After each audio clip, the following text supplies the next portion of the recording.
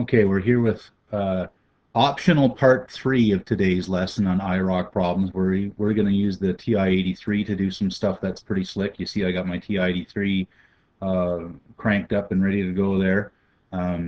We're asked to look at a certain function, use the tangent draw feature of the TI83 to do some stuff. So you turn on your calculator. It might be in all sorts of states. It doesn't really matter. These buttons sort of get you different views of it. We need to graph a function, so I'm going to press my y equals button. If you've got stuff in there, you'll want to clear it out. If you've got plots turned on, you're going to want to go up there and then press enter to turn them off. So there's nothing highlighted up there, and then I'm going to put in my x cubed minus 4x, and I'm going to have a look at the graph. Now, notice if I just press graph now, it could give me all sorts of, depending on what your window settings are. So a nice way to set up the window settings fast is hit the zoom button, and either zoom 4 or zoom 6. Probably zoom 6 is a good place to start, and then you may need to goof around with the window settings after that. Notice that we've got lots of space out here not used. We could change the window settings by hitting Windows, but this is going to be okay for our purposes, because the first thing is to find the instantaneous rate of change at x equals 2. Now notice we'd have to put in a whole bunch, if we were doing this from class yesterday or today, we'd have to put in a whole bunch of values and you know, preceding interval, following interval, centered interval, whatever, and look for the trend. But this is going to be really, really fast. The tangent draw, you see the draw is in yellow, so I'm going to press my yellow shift button and then program to hit draw, and then you see tangent, and then I hit 5, and then all I need to do is put in the value where I'd like to draw the tangent, 2, and enter, and bam, it's going to do it for me. There's the tangent, and notice it gives me the equation. It gives me the equation of the tangent. So the equation is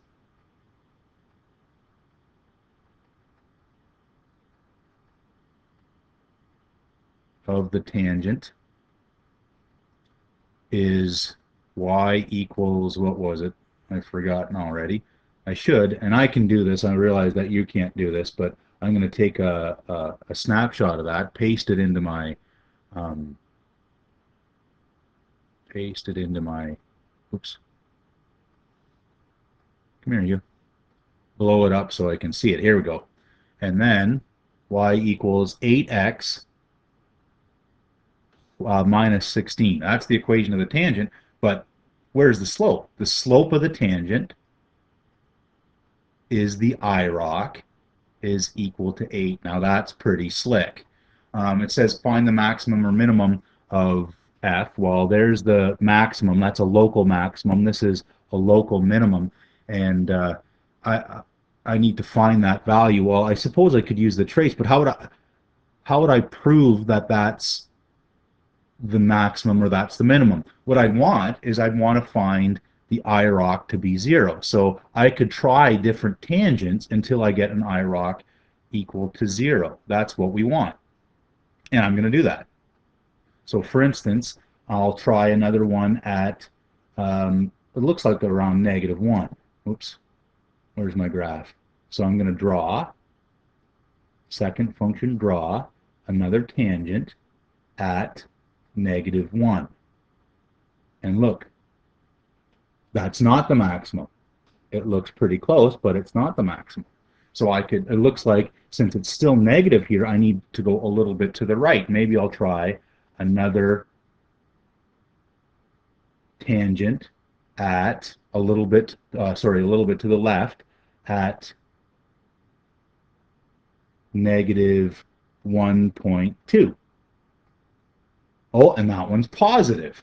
So it's got to be somewhere between -1 and negative. Let's try -1.1.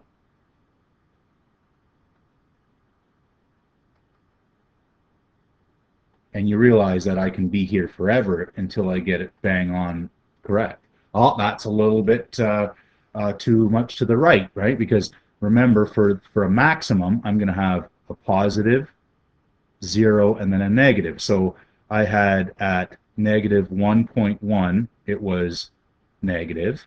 but at negative 1.2 it was positive, and somewhere in between is going to be my maximum, right? Now what's nice, and I can keep going, right? This is not very hard compared to us calculating the Irocs using the calculations from class, but what's even better, watch this. This is fantastic. You see this menu here? Calc menu. Second function, trace, gives me the calc menu. Second function, calc, and then I can find the maximum. It asks me left bound, where do you want me to go in between? The left bound, well, I can go anywhere to the left of my maximum. I'm going to press enter. And then it asks me for a right bound. And so now the calculator is going to check between the left bound and the right bound. It also wants a guess. So I'm going to get somewhere close to negative 1, and press enter. And then it's going to give me the maximum bang on. Negative, what was that? Negative 1 point. And I'm going to take a screenshot of that baby as well.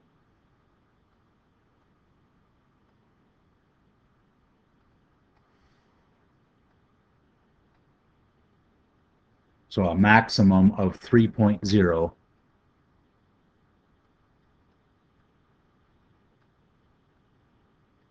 3.1 occurs when x equals negative 1.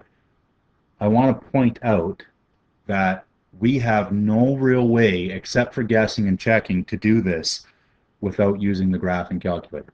I'm going to repeat the process for just to show you how to find then the minimum over here. I've got a whole bunch of drawings on there that are getting pretty confusing, so I'm going to clear my drawings and go back to my graph. There's my graph. It's all good. And now I want to find the minimum there. So I'm going to use the calc menu, second function trace, get to the calc menu. The minimum is what I want to find. It asks me now for a left bound. Notice that the default point where the spider is there, the blinking spider, is already to the left, so I'm just going to press enter. Then I scroll to the right of the minimum and press enter. It doesn't matter how far, and notice that it sort of shows me the interval that it's got so far, and then it wants a guess, and I get somewhere close, and then bam, it's going to give it to me. 1.15. And oh, this graph is odd, isn't it? So I'm going to get a copy of that too. Why not?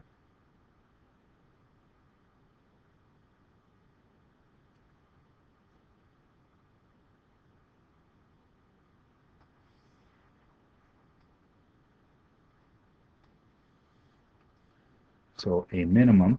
And notice this is the local minimum. This actually doesn't have a minimum overall since it keeps on going forever, but a minimum of negative 3.1 occurs when x is about equal to 1.15.